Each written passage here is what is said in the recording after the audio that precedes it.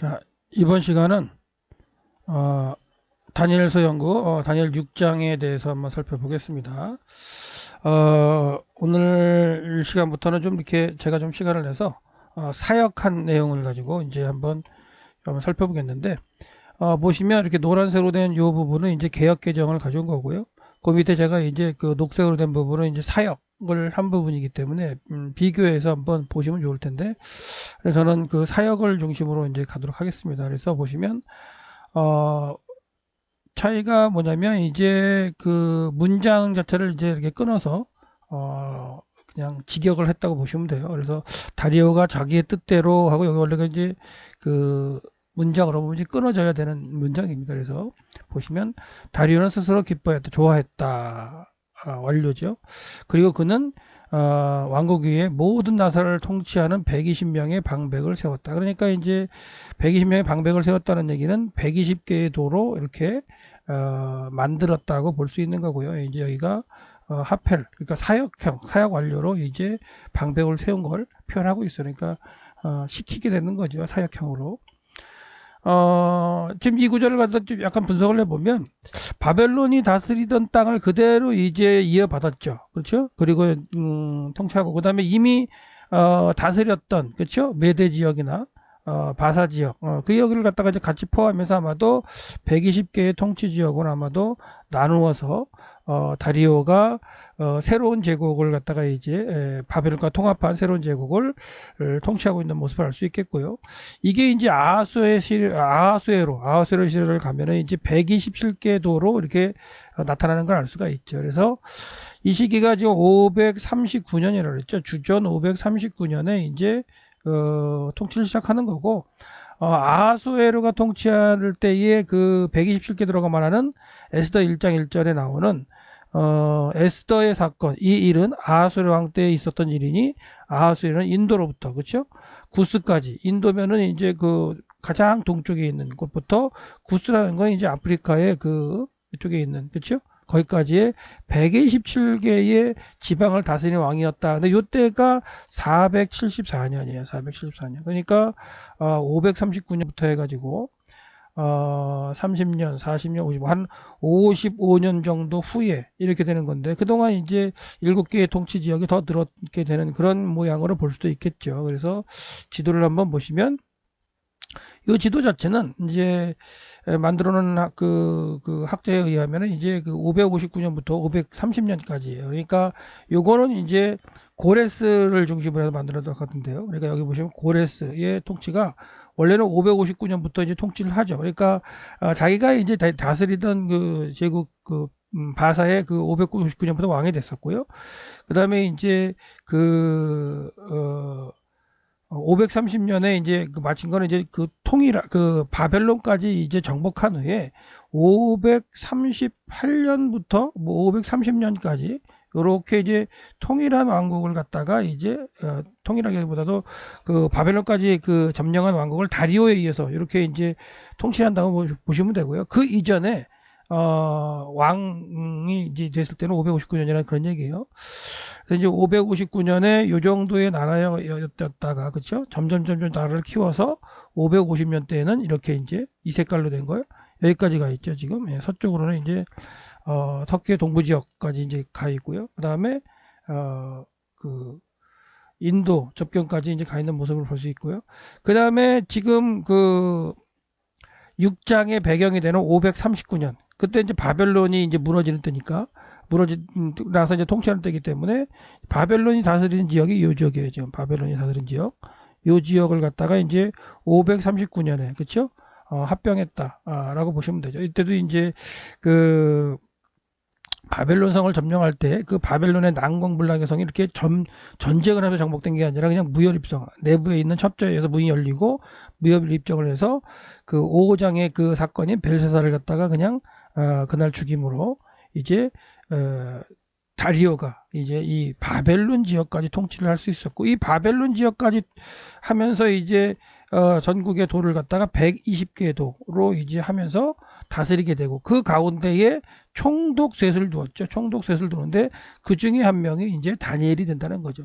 80세가 넘은 다니엘을 다시 등극시켜서 이제 어떻게 보면 셋을 나눴다는 건 기존에 있었던 통치 지역을 갖다 두 사람이 다스리고 아마도 이 바벨론 지역을 갖다가 다니엘에게 맡겨 통치하지 않았느냐 그런 생각도 해보는 거죠. 그렇죠? 예.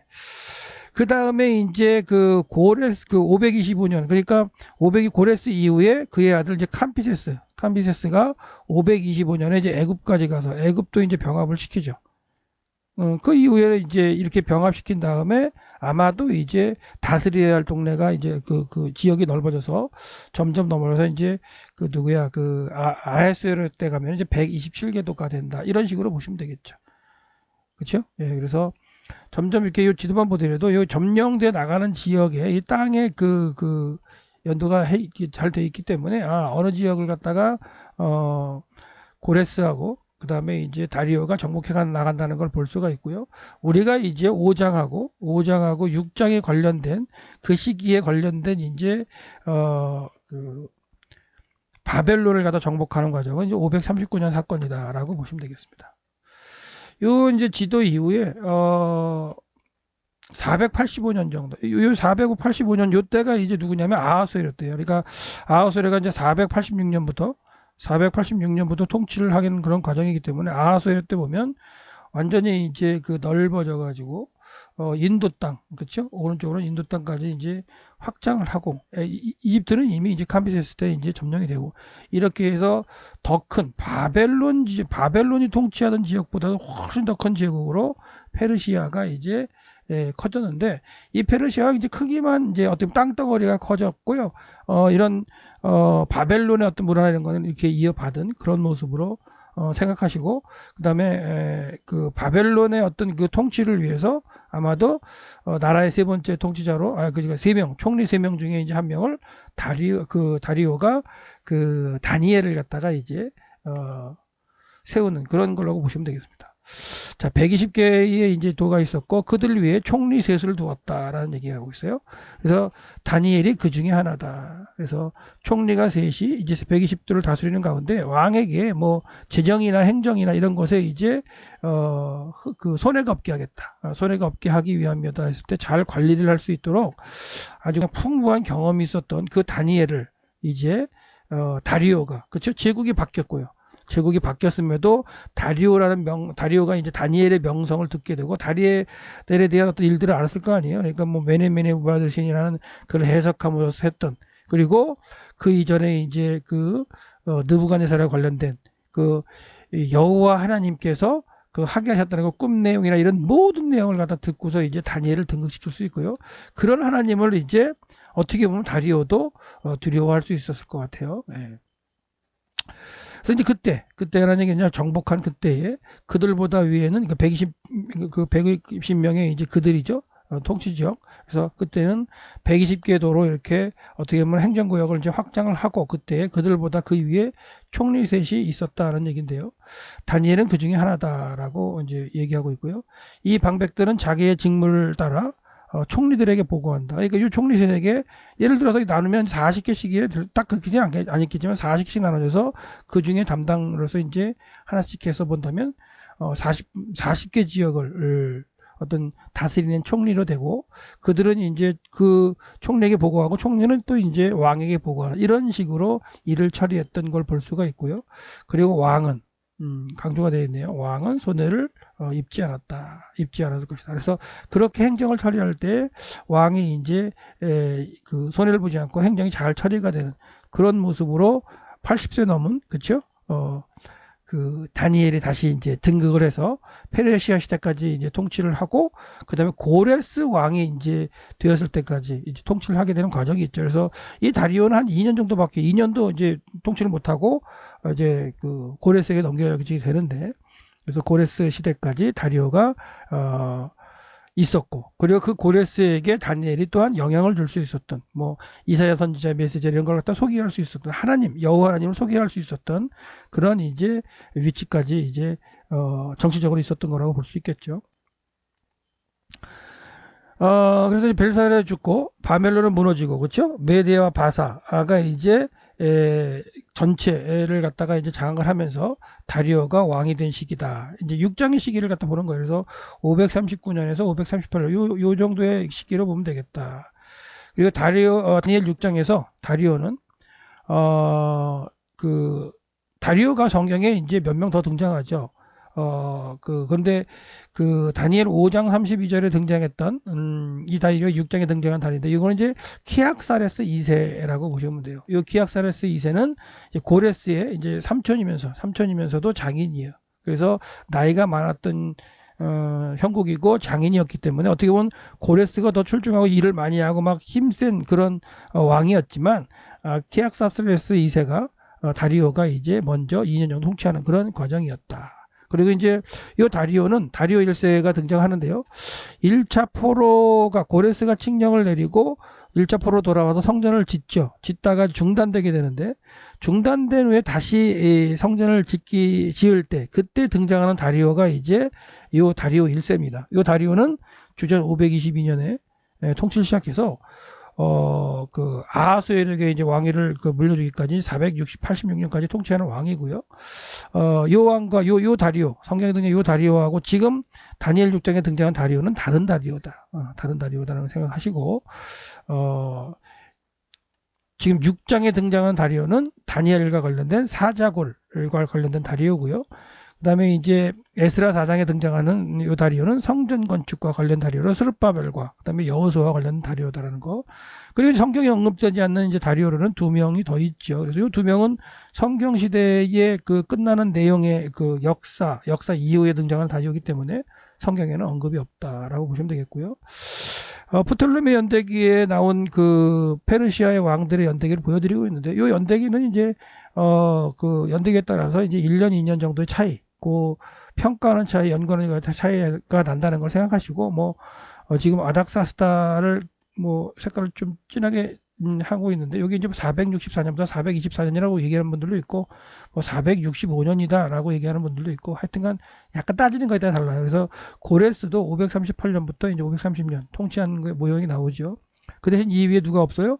지금 6장에서 말하고 있는 다리오의 키악사레스 2세에 대한 그 내용은 이 프톨레미 연대기에서는 나타나지 않죠.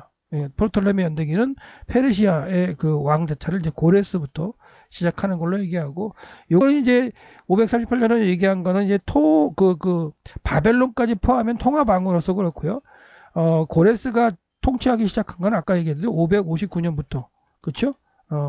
등극을 해가지고 이제 땅을 넓혀가는 그런 왕이었죠. 그래서 마친 거는 530년에 마치고 그의 아들 이제 캄비에스가 530년부터 통치를 하다가 525년에 애굽까지 정복을 해서 나라를 넓히고, 이런 과정들에 이제 프톨레미 연대기를 보시면 됩니다. 다음 3절입니다.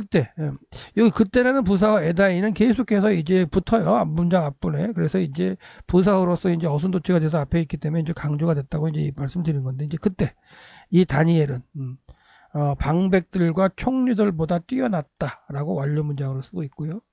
탁월한 마음, 그러니까 루하우를 이제 한 번역이겠죠. 그래서 이제 마음이 민첩하다고 번역한 그런 걸 이제 탁월한 영인 모든 것이 그에게 있었다. 명사 문장으로 이제 상황을 설명하고 있고요. 왕은 그를 모든 왕국 위에 세우기를 위해서 계획하는 거니까, 어떻게 보면 이제 세 명의 총리가 있잖아요. 지금 세 명의 총리가 있어서 어떻게 보면 다니엘에게는 지금 세 명의 총리 중에서도 이제 바벨론 지역을 맡겼을 텐데, 다니엘이 너무나 이제 잘하는 거죠. 일을 저를 잘하고 그랬기 때문에 전국을, 자기가 이제 세 명의 총리에게 복을 받고 전국을 다스리게 됐는데, 어떻게 보면 전국 이 세 명 중에서도 더 수장으로서 다니엘을 갖다가 세우려고 했던, 그렇게 이제 계획을 하는 걸로 볼 수가 있겠죠. 그렇죠? 예. 그다음에 우리가 여기서 잠깐 보는 건 뭐냐면, 이제 다니엘의 이름이 원래는 다니엘이었고요. 그 다음에 벨드사살이라고 느부갓네살이 바꿔줬잖아요. 그 바꿔준 이름이 6장부터는 다니엘로 계속해서 이제 언급이 된다는 거예요. 그러니까 10장 1절에서 벨드사살이라고 하는 다니엘 이렇게 언급되는 거 빼놓고는 6장 이후부터는 다 다니엘로 언급된다는 거예요. 그래서 5장까지 9번에 걸쳐서 벨드사살이라고 언급됐던 그런 이름이 6장부터는 이제 다니엘이라고 전체적으로 이제 언급이 되고요. 그다음에 10장 1절에서만 벨드사살이라고 하는 다니엘 이런 식으로 두 개가 같이 나오는 그 정도만 생각하시고 이런 것들도 이제 접했을 때 이런 걸 접했을 때 이제 분석하는 방법이 이제 그 둘이 있죠. 5장까지 하고 6장부터는 다른 사람이 썼다. 뭐 이렇게 볼 수도 있겠죠. 이름을 얻게. 근데 저자의 의도로서 이렇게 볼 수도 있겠죠. 그러니까 그런 것들을 한번 잘 고민을 하시면서 여러분들이 본문을 볼 때 이렇게 이제 단어의 쓰임이라든가 같은 단어를 양쪽에 썼을 때 그 저자의 의도 이런 것들을 갖다가 워드 플레이라고 하기도 하는데요. 그런 걸 좀 잘 이렇게 생각하면서 보시는 것도 좋습니다. 그래서 여기서 이제 6장에서 나오는 이 다니엘이라고 언급된 이름, 요게 이제 그전에는 뭐라고 했다? 이름을 바꿔줘서 느부갓네살과 관련돼서 바벨론과에 관련돼서 일이 나올 때는 어떻게 보면 벨드사살이라는 이름으로 주로 쓰였다라고 볼 수 있고 6장부터는 이제 페르시아 시대잖아요. 그렇기 때문에 이제 다니엘이라는 이름으로 등장하는 것도 좀 개연성이 있는 거죠. 그리고 에다인 또 이제 그때네요. 총리들과 방백들이 왕국 통치자의 왕국 통치에 대해 다니엘에게 이제 불평하는 거죠. 불평하는 일들을 이제 발견하기 위해서 찾는 거예요. 그러니까 다니엘을 전국을 다스리는 사람으로 만들었기 때문에 나머지 두 명의 어떤 그 총리들 있죠. 남명의 이제 나머지 두 명의 어떤 그 세운 누구라고 표현했나요? 잠깐만요. 예, 총리셋이 맞죠? 총리셋을 갖다 우리 총리라고 번역을 했기 때문에 총리셋을 두었는데 그 총리들, 그 두 명의 총리와 이제 그 밑에 총리 밑에서 있는 방백들 이런 사람들이 아마도 이제 다니엘을 갖다가 시기하고 이렇게 되게 가지고 그가 잘못하는 것을 이제 찾기 위해서 노력하는 거죠. 그러나 모든 일 그리고 허물은 찾아볼 수가 없었다. 분사 형태로 이제 상황 설명하고 있고요. 다니엘이죠. 그는 충실한 사람이었다라고 해가지고 이제 강조를 하고 있어요. 충실했다. 그러니까 누구에 충실해요? 다리오 왕에게 이제 충실한 그런 사람이었다는 걸 이제 설명하고 어떤 태만이나 그리고 어떤 허물도 발견되지 않았다는 거예요. 이게 지금 발견되다는 게 이제 히트페일로 수동태로 이제 쓰여 있는데 발견되어지지 않은 거죠, 다니엘이. 그러니까 정치적으로나 이 일을 처리하는데 행정적으로 전혀 다니엘에게서는 이 틈을 찾지 못했다는 그런 이야기가 되겠죠.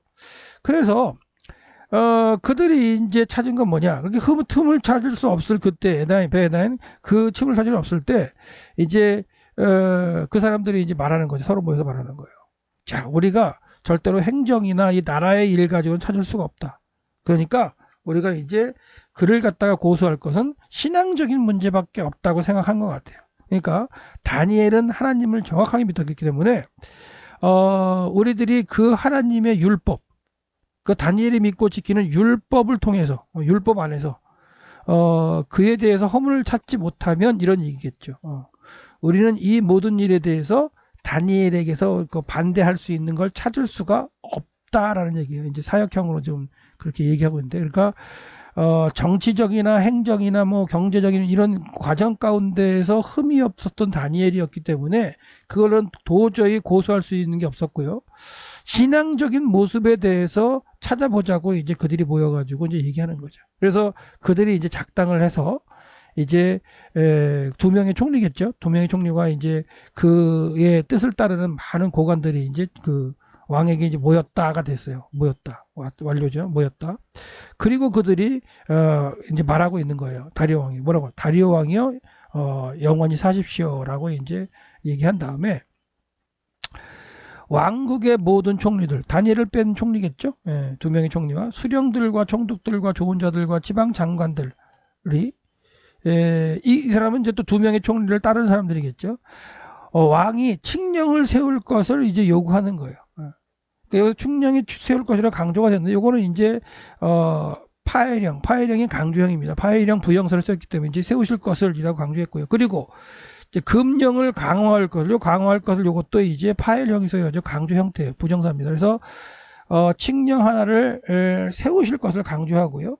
그리고 그 많은 명령을 이제 강화할 것을 또한 강조해서 얘기를 하면서 그것을 합의했다고 이제 왕에게 와서 어떻게 보면 통보하는 거예요. 근데 그 왕을 통해서 세우고 어떤 하나의 금령을 그 자기들이 계획해서 만들어 온 그 금령이 뭐냐? 이제 왕이 이제 수용해야 할 그거라고 강하게 밀어붙이는 거죠. 그러면서 오 왕이시여, 당신 외에 30일 동안이라는 기간이 있죠. 누구든지 그 신이나 사람에게 간구하는 자는, 기도하거나 간구하는 자는 그는 사자굴에 던져져야 합니다. 라고 이제 수동태 형태로 이제 문장이 되었는데, 이렇게 이제 얘기하는 거죠. 무슨 말이냐면 이거는 왕이 제안하는 게 아니에요. 왕이 제안하는 게 아니라 기존에 있지도 않았던 어떤 그 금령 하나를 갖다가 30일 동안만 제안해서 만드는 건데, 이 타켓이 누구냐면 다니엘이 되는 거죠. 다니엘. 그래서 강화해라 또는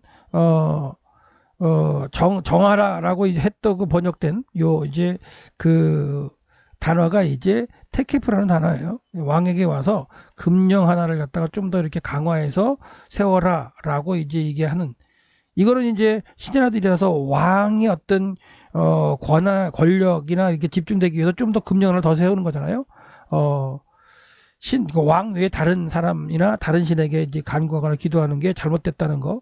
그걸 갖다 이제 어떻게 보면 왕이 어떤 통치력을 강화하기 위해서 이렇게 이들은 그 왕에게 이제 좋은 소리로 듣게끔 해서 세우는 거지만, 그 목적은 뭐예요? 다니엘을 갖다가 이게 옥죄려고, 그렇죠? 예, 그러려고 했던 건데, 그렇게 사용된 이 테키프라는 단어, 강화하다는 이거 테키프라 사용한 단어는 4장 11절, 20절, 22절에서는 어떤 그때 느부갓네살이 꿈을 꿨을 때 그 나무 한 나무가 있었잖아요. 그 나무가 점점 더 무성해져 견고해지는, 근데 그런 어떤 곳에 쓰였던 단어예요. 그러니까 그 느부갓네살은 그렇게 나무가 점점 견고해지고 강화되었던, 그렇게 쓰였던 단어가 여기에서는 이제 다니엘을 모함하는 사람들이 와서 그 금령 하나를 더 견고하게 세우라 할 때 쓰여졌던 30일 동안에 만 지켜질 그런 법령으로서 세워지는 그런 과정이 되겠죠. 그러니까 요 30일 동안이라는 것도 말한 것도 뭐냐면, 다니엘이 이제 이 30일 동안 다 지킨 다음에 어떻게 보면은 그 잡혀온 거라기보다도 30일의 어떤 초반에 잡혀왔을 가능성이 크죠. 예. 그리고 또 이게 30일이라는 게 아니면 그 이후의 법령도 이미 정해진 것은 이렇게 그 왕이라도 변경할 수가 없어요. 그렇기 때문에 그 이후라도 또 고소가 당할 수 있겠지만, 이렇게 30일 동안이라는 상황을 지정한 것도 참 감사한 것 같아요. 이들은 30일만이라는 이 일을 정해도 다니엘을 갖다 고소하기 충분했지만, 그래서 30일을 정했는데, 30일 이후에는 다니엘이 또 이제 하나님을 또 이렇게 계속해서 그 30일 전에도 믿었고 계속해서 믿지만, 30일 이후에는 이 법령도 이제 폐기가 되겠죠. 그러니까 고소할 조건이 아닐 가능성이 큰 거죠. 그리고 이제 이 이후에는 이런 어떤 잘못된 금령이 만들어지진 않았겠죠. 예, 그런 상황으로 다니엘을 고소하기 위해서 30일 동안만 지켜지는 금령을 만들었다는 거. 원하오니 왕이시여, 당신이 그 금령을 세우십시오. 그러니까 다 자기들이 만들어 온 거죠. 만들어 온 다음에 이제 왕에게 이제 사인을 하라고 이제 이야기하는 거죠. 당신이 이제 세우시라고 이제 사역형으로 되어 있고요. 그 조서에 서명을 하십시오라고 되어 있어요. 이제 직역을 하면 서명을 하십시오예요. 그러니까 개역개정은 왕이 도장을 찍으라고 되어 있는데, 직역을 하면 서명을 하십시오고요. 그리고 고쳐지지 않는 메디아와 바사의 법령처럼 바꿔지지 않는, 그러니까 30일 동안은 절대로 바꿀 수 없는 법령이 되는 거죠. 30일이라는 기한을 정했기 때문에 이 모든 일에 이제 강하게 밀어붙이니까, 신하들이 밀어붙이고, 그다음에 그 조건 자체가 왕을 위한 조건이라고 하기 때문에 왕도 거기에 대해서 뭐라고 하지 못하고, 다리오는 그 글에, 그들이 써온 글에 금령의 서명을 했다라고 되죠. 여기도 이제 도장을 찍었다고 번역된 개역 개정이지만, 직역을 하면 서명을 했다라고 볼 수 있어요. 그래서 30일 동안 유효한 법으로 다니엘 한 사람에게 어떻게 보면 적용할 수 있는 법을 만들었다. 그래서 다시 고칠 수 없는 이제 메디아 바사법이라고 이제 나왔는데, 이 법은 이제 한번 제정이 되면 다른 법으로 이렇게 고칠 수 없다는 게 맞아요. 그래서 그 이야기는 에스더 1장 19절에도 이제 나오기도 하고요. 8장 8절, 그 다음에 에스라 이제 6장 11절에도 메디아 바사법에 대한 그런 얘기가 있지요. 그래서 그런 걸 여러분들이 한번 구절을 한번 찾아보시고요. 그 다음에 에스라 6장 11절 한번 보시면 요거는 뭐냐면 이제 다리오가 고레스 칙령을 발견을 하고 다시 이제 칙령을 내릴 때에 성전을 다시 지으라고 칙령을 짓는 걸 방해하지 말라고 칙령을 내릴 텐데요. 다리오죠, 다리오 1세. 또 내가 명령을 내리노니 누구를 말하고 이 명령을 변조하면, 이거 누구 명령이에요? 다리오 1세 왕의 명령이죠. 그의 집에 들보를 빼내고 그를 그 위에 매달게 하고 그의 집은 이로 말미암아 거름돌이 되게 하라. 이런 어떤 내린 칙령 자체가 변개할 수가 없다는 얘기를 하는 거예요. 그렇기 때문에 이 명령이, 이 조서가 내린 다음에 그 성전 건축을 하는, 다시 이제 모여서 깨닫고 건축을 하는 그 성전 건축이 4년 5개월 동안 완성되기까지 어떻게 보면 방해는 그렇게 없었을 것으로 충분히 이해할 수 있죠. 또 한 가지 생각할 거는 뭐냐면, 자, 메대와 바사라고 이제 쓰여진 거하고요, 바사와 메대로 쓰여진 거, 이런 것들이 성경에 있죠. 이건 이제 시장에 가도 바나바와 바울 이렇게 기록된 거니까 바울과 바나바 이렇게 기록된 것도 이제 차이가 있다는 걸 갖다가 우리가 이제 연구하는 건데요. 다니엘서에서는 전체적으로 메대와 바사의 순으로 이제 기록되어 있어요. 그래서 다니엘 5장 28절, 지금 현장의 6장 8절, 그다음 12절, 15절, 8장 20절에 보면 이제 메대와 바사라는 순서로 기록되고 있습니다. 근데 성경에서 볼 때 에스더서에서는 메대와 바사라고 한 번 기록되어 있어요. 그 나머지는 바사와 메대로 이제 되어 있어요. 그래서 학자들 가운데 이런 것들도 이제 고민을 하는 거죠. 메대와 바사로 쓰여지는데 그게 이제 후대에 바사와 메대로 바뀌더라. 그러니까 다니엘서가 먼저 기록된 건 알 수가 있고요.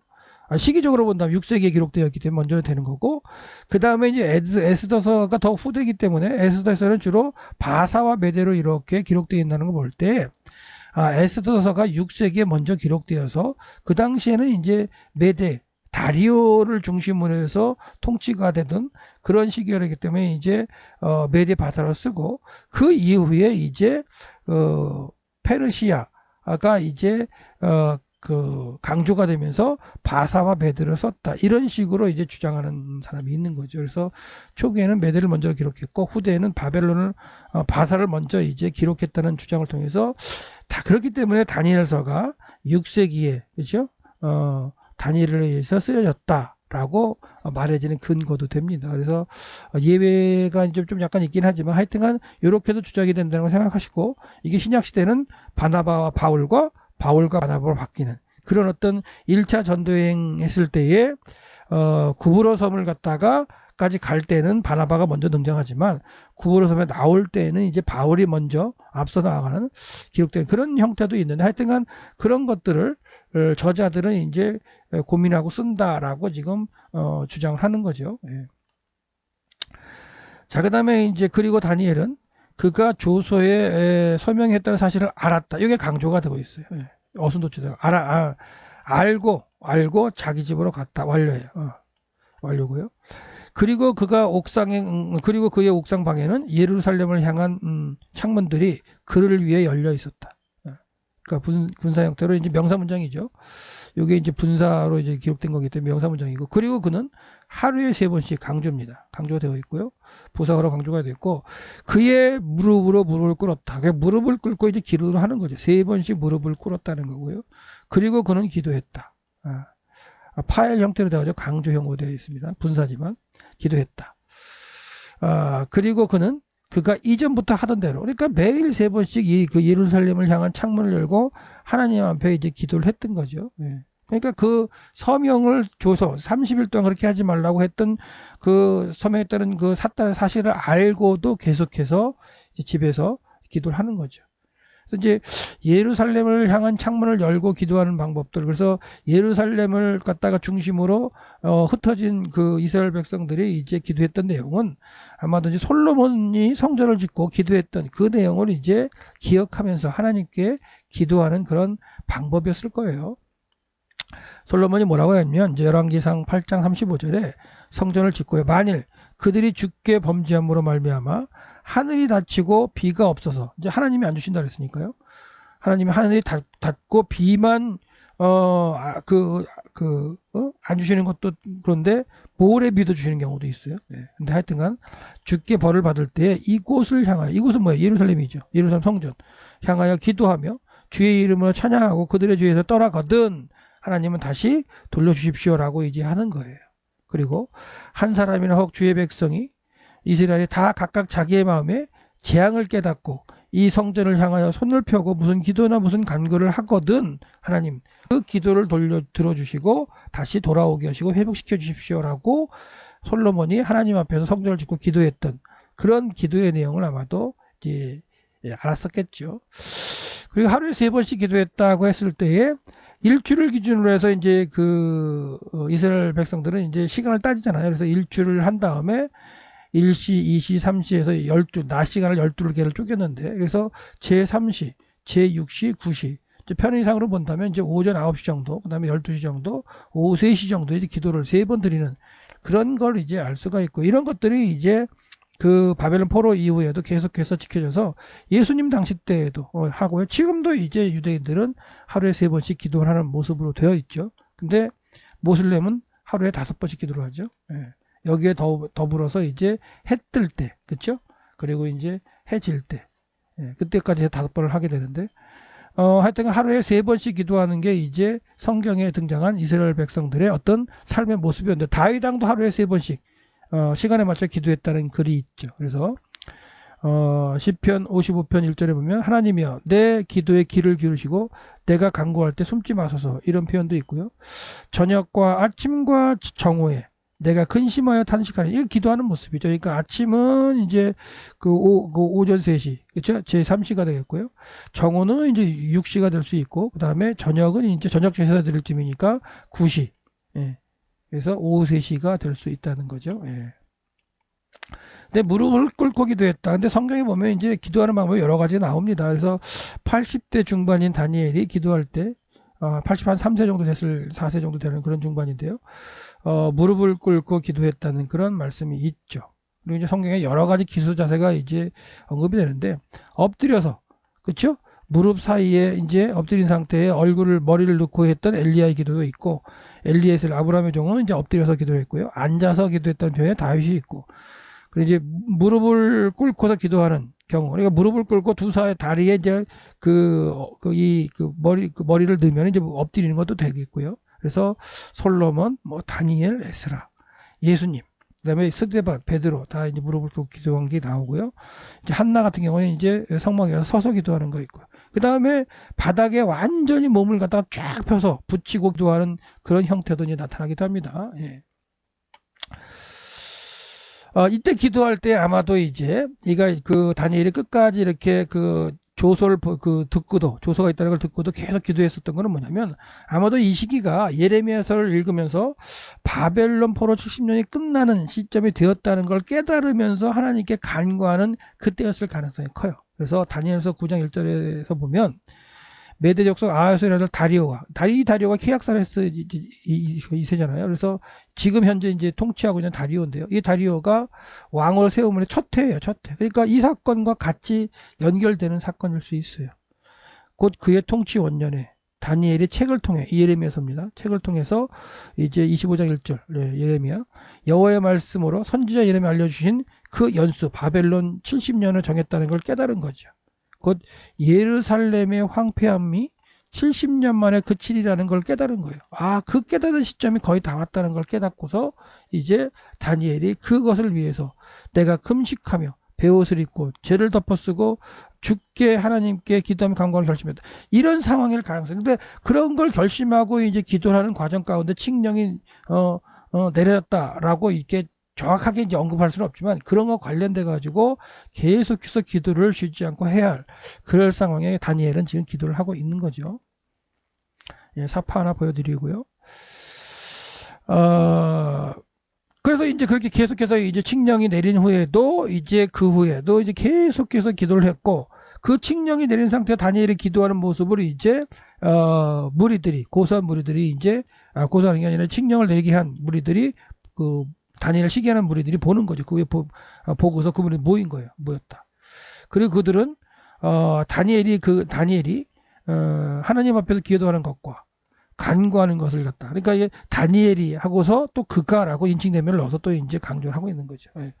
그러면서 간구하는 것을 이제 발견하고 본 거예요. 예. 이에 그들은 왕에게 왔다. 그러니까 온 거예요. 그리고 이제 이게 어느 정도 시간이 지나서 금령이 되는데 어느 정도 시간이 왔는지는 알 수 없지만 하여튼간 그 초기에 이런 일이 발생할 수 있는 가능성이 있는 거죠. 그들이 왕의 금령에 대해서 이제 말하는 거예요. 왕에게. 왕이시여, 당신이 한 금령, 당신이 내린 것도 아니죠. 자기들이 와가지고 그렇게 이제 강하게 욕을 해가지고 세운 건데요.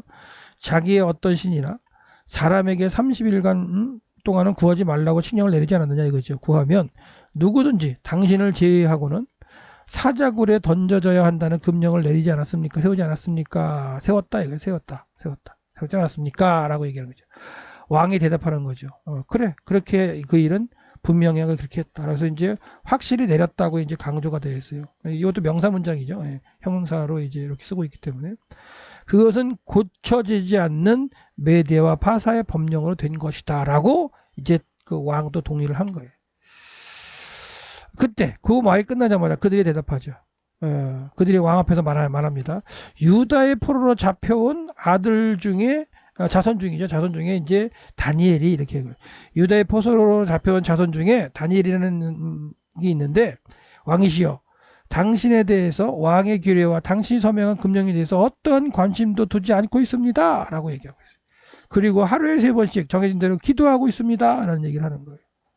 왕도 아마도 이 내용을 알면서도 할 수 없이 그 조서에 이제 서명을 내렸을 텐데 여기서 이제 우리가 생각해보면 이제 그 뭐냐면 이들이 소개할 때 다니엘이 지금 어떻게 보면 두 번째 치리자잖아요. 왕 다음에 치리자인데 그를 갖다가 이제 깎아내리면서 유다의 포로로 잡혀온 자손 중에 있는 다니엘이라고 표현을 하고 있어요. 그래서 다니엘서에 유다의 포로로 잡혀온이라고 이렇게 깎아내리는 표현을 할 때 아리옥은 처음에 이제 뭐 잡혀온 지 얼마 안 됐을 때니까 그렇게 충분히 얘기할 수도 있다고 칠 수도 있고요.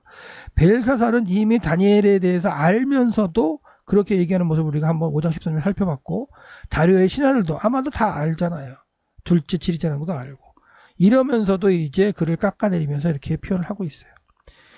이 말을 들은 왕은 어순도치로 강조가 되어 있고요. 크게 근심했다라고 완료 문장이지만 강조가 되어 있습니다. 그리고 다니엘에 대해 그는 누구예요? 이제 왕이죠. 다리오 왕이요. 그를 구하기 위해 다니엘을 구하기 위해 마음을 갖다가 쓰는 거예요. 마음을 썼다. 마음을 두었다. 마음을 썼다. 그리고 그는 해가 질 때까지 그를 구하기 위해 이제 노력하는 그런 완료 형태의 문장이 계속해서 됐는데 어떻게 보면 이 고소하는 날 뭐 아침에 와서 이제 왕에게 이렇게 고발했다 또는 점심 때 와서 고발했다 했을지라도 해질 때까지 그 시간 사이에 지금 이 다리오 왕은 다니엘을 갖다가 어떻게 보면 살릴 수 있을까? 변하지 않는 금령으로 선포했기 때문에 고칠 수는 없고 그러면서 이제 고민을 하면서 다니엘을 갖다가 이제 어떻게 보면 다니엘이 이 곤경에 빠졌다는 걸 분명히 알고 있는 거죠. 그러는 가운데 그를 구할 방법을 찾는 거예요. 그래서 해질 때까지 찾았지만 찾지 못하는 상태가 되었고 이제 해가 진 상태가 되었죠. 그래서 해가 지었을 때 다시 또 이제 이 무리들이 이제 다시 왔다는 걸 알 수가 있을 거예요. 다시 왔어요. 그러니까 어떻게 보면 그래 알았다 물러가라 하고서 이제 그 해질 때까지 고민하는 거죠. 시간을 갖다가 벌면서. 근데도 다리오 왕은 찾을 계책을 찾을 수가 없었고, 해결책을. 그리고 이제 물이 다시 이제 왕에게 다시 나온 거죠. 다시 나와서 시간이 있다는 얘기죠. 그리고 그들이 왕에게 이제 말하는 거예요. 오 왕이시여, 메대와 바사의 법을 아십시오. 바꾸지 못한다는 거죠. 왕이 내리신 모든 금령과 법령은 바꾸어지지 못합니다. 라고 이제 사역형으로 얘기를 하고 있어요. 그러니까, 다시 물러갔던 어떻게 보면 신하들이 다시 와가지고 왕에게 채근하고 하는 그런 이제 압박을 하는 거예요. 절대 고칠 수가 없습니다라고 이제 해서 이제 그때 이제 왕이 말하는 거죠. 다니엘을 데리고 오라. 그러니까 어떻게 할 수 없는 상황이기 때문에 그리고 다니엘을 이제 데리고 이제 왔고요. 그리고 다니엘을 이제 사자굴에 이제 던지게 한 거죠. 그러면서 던지면서 이제 왕이 이제 말하는 거예요. 다니엘에게 뭐라고 말해요? 너의 하나님이 너희 하나님께서 내가 계속해서 그를 섬기는 그가 너를 구원하실 것이다. 구원하게 하시라고 이제 사역 형태로 이제 간구 저시브 형태로 이렇게 간구하는 거예요. 그가 이제 구원하시기를 소망하면서 어떻게 보면 명령의 형태로 간구하는 거죠. 그러면서 이제 다니엘이 믿는 그 하나님, 자기도 어떻게 보면 마음을 두었던 그 신에게 이제 이렇게 맡기는 그런 상황이 됐고요. 그리고 이제 한 돌이 굴러졌다. 놓여지게 한 거죠. 그것이 구굴에 놓여졌다. 완료 형태고요. 그리고 왕은 그의 인장반지, 그러니까 자기의 인장반지하고 귀족들의 도장반지도 같이 찍어서 봉하게 했어요. 둘 다 이제 어떻게 할 수도 없게. 그러니까 누구도 어쩔 수 없는 거예요. 그리고 이제 그 나중에 결과에 대해서는 그 도장을 찍은 거니까 책임을 다 지는 거죠. 그리고 이제 이렇게 한 거는 다니엘에 인한 일이 바꿔지지 않게 하려고 이제 찍었다는 얘기예요. 그러니까 왕은 자기 도장만 찍은 게 아니라 귀족들의 도장도 찍게 한 거죠. 그리고 그 이후에 발생되는 걸 볼 때 그들이 책임져야 되는 거예요. 다니엘을 고소한 그 도장을 가지고 같이 찍었던 그 사람들 다 이제 책임져야 하는 그런 상황이 돼버린 거죠. 그리고 그때 왕은 자기가 이제 왕국으로 돌아왔어요. 완료 형태고요. 그리고 이제 금식했어요. 뭐 금식해서 며칠 금식하는 거 아니라 이제 밤에 딴 때 같으면 맛있는 것도 먹고 뭐 이렇게 즐기기도 하고 풍요 들기도 그랬을 텐데 이제 아무것도 안 먹어요. 밤. 대단한 걸 수 있죠. 왕으로서. 그 자기 앞에 악기들을 갖다가 들여오지 못하겠어요. 그러니까 뭐 저녁에 모여서 잔치들 볼 수도 있고 음식을 먹으면서 술 먹으면서 노래도 부르고 이렇게 즐겼을 텐데 들어오지 못하게 한 거예요. 그리고 그는 잠을 잘 수가 없었어요. 그의 잠이 그로부터 도망가 버렸기 때문에. 그래서 하룻밤이지만 다니엘이 하나님 앞에 이렇게 기도하면서 간구하는 그런 모습들의 형태로 왕이 이제 그 전에 하지 않았던 형태의 일들을 하면서 하나님께 다니엘을 살려달라고 어떻게 보면 기도하는 모습으로 정식으로 뭐 이렇게 모양을 잡고 기도하는 모양은 아니겠지만 그 간절함이 드러나죠. 잠도 못 자고 그런 상태. 그리고 이튿날 이제 새벽이에요. 새벽에 이제 빛이 이제 새벽빛이 쫙 동틀 때 새벽빛이 있을 때에 왕이 일어난 거예요. 잠도 자지도 못했지만 이제 자리에서 일어나서 그리고 그가 이제 사자길로 굴러 이제 가는 거죠. 갔어요. 그리고서 이제 소리 질렀죠. 그가 굴에 와서 다니엘에게 이제 가까이 이르렀을 때 그는 슬프름성으로 외치는 거예요. 슬프름성 외칩니다. 왜? 잡아먹었을 그런가. 그리고 자기가 밤새도록 기도하고 간구를 했지만 아주 신앙적으로 하나님에 대한 믿음에 이런 게 부족했던 걸 수도 있고요. 하여튼간 슬프름성으로 죽었다 생각하고 이제 하는 거죠. 그리고 그는 다니엘에게 말합니다. 살아계신 하나님의 종 다니엘아. 이제 살아계신 하나님이라고 고백하고 있어요. 너의 하나님이 내가 끊임없이 그를 섬기는 하나님이라고 해서 이 다리오의 입에서도 그 다니엘의 어떤 신앙의 모습이 나오죠. 내가 끊임없이 그를 섬기는 그 하나님이 그가 사자들로부터 너를 구원하시기에 능하셨느냐라고 이제 반신반의를 하면서 와서 하나님의 어떤 능력을 갖다가 믿으면서 반신반의하면서 완전히 믿지 못했겠는지 반신반의했겠지. 그러면서 왔죠. 예. 이런 가운데 아마도 이렇게 고백할 수 있었던 거는 지금 어떻게 보면 다니엘과의 관계가 한 1년 정도밖에 안 된 상황이잖아요. 그렇죠? 다니엘은 바벨론의 어떻게 보면 신하였고 그 다음에 자기는 그 바벨론 정복한 가운데 다니엘의 명성을 더 다시 세우긴 했고 그와의 관계 가운데 한 1년 정도밖에 안 된 1년도 안 된 상황일 텐데 이렇게 다니엘에게 신임을 하고 다니엘이 믿는 그 하나님에 대해서 고백할 수 있었던 것은 다니엘이 그 자기가 믿는 하나님에 대한 신앙을 아마도 보였을 거예요. 성경에 등장하지 않지만 개연적으로 좀 알 수 있겠죠. 개연성을 가지고. 그러니까 그렇게 이제 다니엘이 자기의 어떤 믿는 하나님에 대해서 이렇게 고백을 하고 아마도 왕이 통치를 맡겼을 때 아마도 고사했을 가능성이 커요. 나는 하나님을 믿는 신앙을 지키겠다고 그렇게 고사했지만 그 다니엘을 강권해서 이제 나라의 어떤 통치자로 3명 총리 중에 1명을 세우고 그리고 그를 또 전체를 관리하는 걸 세우는 그런 가운데는 다니엘이 믿는 하나님에 대한 것과 그의 어떤 신앙뿐만 아니라 삶의 모습을 이해를 했기 때문에 이렇게 시켰을 가능성이 있죠. 네. 자, 하나님에 대한 고백을 보면 느부갓네살도 지극히 높으신 하나님이라고 고백한 적이 있어요. 그렇죠? 3장에서 그 풀무불 사건에서. 그리고 4장에서 뭐예요?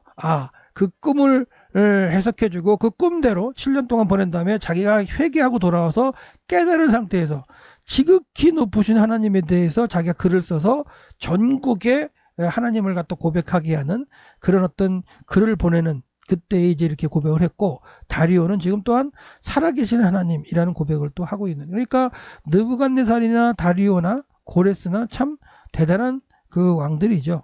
그렇죠? 이방, 자기가 믿지 않은, 자기가 포로로 잡았던 그런 그런 지역의 그 백성들의 신을 갖다 고백하는 그런 모습들입니다. 자, 그때 다니엘이 이제 말하는 거죠. 다니엘이 이제 왕에게 말하는 거예요. 왕이시여 영원히 사십시오. 다니엘의 사파 하나 보여드리고요. 나의 하나님이 참 고백을 하죠. 나의 하나님이 그의 천사를 보내셨습니다. 완료로 형태로. 그리고 그가 사자의 입을 봉하셨습니다. 그리고 사자가 나를 상하지 않았습니다. 라고 강조하고 있어요. 그분 앞에서 나의 무죄함이 발견되었습니다. 수동태로 지금 계속해서 완료 문장으로 되고 있죠. 그리고 또한 당신 앞에서도 왕이여 나는 아무런 악행을 하지 않았습니다. 이거 당연히 알겠죠. 그러니까 이렇게 증명을 해낸 거죠. 증명을 해냈고 하나님께서 보호하셨고, 그때 왕은 그것으로 인해서 대단히 기뻐하는 거죠. 이제 증명이 된 거죠. 다니엘을 섬길 수 있는 그 하나님의 어떤 그 능력이 증명이 됐고, 다니엘이 이제 잘못이 없다는 거, 그 30일 동안의 그 칙령이 잘못됐다는 거, 그리고 그는 다니엘을 이제 끌어올리라고 말했고, 다니엘이 그래서 끌어올려줬죠. 사역 형태, 발령으로. 그리고 그에게 어떠한 상처도 이제 발견되지 않았다는 구절이 있고요. 왜냐하면 그가 그의 하나님을 믿었기 때문에 하나님께서 보호하셔가지고 어떠한 상처도 없었다라고, 어떠한 상처도 없게 만드신 거죠. 하나님께서 사자를 갖다가 입을 봉하셨기 때문에 사자가 물지 못하게 시키신 거죠. 그러니까 그가 다니엘이 하나님을 믿었기 때문이다. 이렇게 이제 쓰고 있어요. 그리고 왕은 말했다. 다니엘을 참수했던 그 사람들을 끌어오게 이제 시키는 거죠. 시켰고, 그리고 잡아온 그들뿐만이 아니라 그 집에 속한 가족들까지 사자굴에 던져 넣으라고 얘기했어요. 얼마나 많은 사람들이 들어갔는지는 알 수 없지만 모든 사람들이 다 다니엘을 갖다가 이렇게 고소하고 그렇지는 않았을 것 같아요. 그래서 이제 그러나 그들은 사자에게 지배당하니까, 그러니까 사자에게 닿기 전에, 바닥에 이르기 전이라는 얘기예요. 바닥에 이르기 전에 이미 사자들의 이제 지배를 당한 거예요. 막 잡아가지고 물어뜯고 하는 거죠.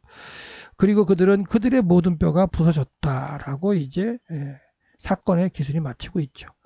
이게 끝난 다음에 이제 그리고 나서 다리오 왕은 이제 강도가 되어 있고 우선도지로 모든 땅에 거주하는 모든 사람들이 똑같은 행동을 하죠. 누구랑? 느부갓네살과. 자기가 체험한 그 여호와 하나님에 대해서, 체험한 하나님에 대해서 모든 120도에 사는, 그렇죠? 120도에 사는 모든 백성들에게 지금 뭐 하는 거예요? 지금 이 여호와 하나님에 대한 사건을 기록하기 위해서 알게 하는 거예요. 그리고 모든 사람에게, 모든 나라들, 그리고 다른 언어를 쓰는 사람들에게 다 다른 언어로 다 쓰는 거예요. 그렇죠? 다 썼어요. 그러면서 너희들의 평화가 풍성하기를 바란다 하면서 저시브 형태로 이렇게 이제 그 고백하는 그런 모습이죠. 너희들에게 평화가 있을지어다. 누구의 평화요? 여호와 하나님의 평화겠죠. 그런 의미로. 그래서 전국에 조서를 내리게 되는 거예요. 그래서 다음 구절이지만 내 앞으로부터, 그러니까 누구예요? 이 왕이 이런 표현이에요. 그러니까 이제 다리오도 그렇지만 많은 왕들이 그런 표현을 썼죠. 나로부터예요. 나로부터 법령이 내렸다. 이건 변기하지 못하는 거죠. 곧 내 왕국의 모든 통치권 안에 있는 사람들, 120도 안에 있는 사람들은 다니엘의 하나님 앞에서 떨지어다. 이렇게 명령이 내리면 지금 유다도도 아직까지는 포로 귀환한 백성이 없고 그냥 그 빈천한 자, 가난한 자의 그 후손들이 계속 살아가겠지만 그 유다도에도 이런 명령이 떨어지는 거죠. 그랬을 때 이들이 어떻게 반응했을까 고민해 보세요. 그리고 그 하나님을 두려워 떨지다 라고 이제 조서를 내리는 다리오가 이제 보여지죠. 이렇게 이제 했고요. 그 조서를 내린 이유가 뭐예요? 이유는 그가 살아계신 하나님이다. 그러니까 다리오가 지금 고백한 하나님 모습을 보였는데, 다니엘에게도 고백할 때 살아계신 하나님, 네가 믿는 그 하나님이 너를 보호하셨느냐 했을 때 그는 살아계신 하나님이시다. 그리고 영원한 신분이시다라는 거예요. 영원한 신분이시다. 그리고 그의 나라, 하나님의 나라는 파괴되지 않을 것이다.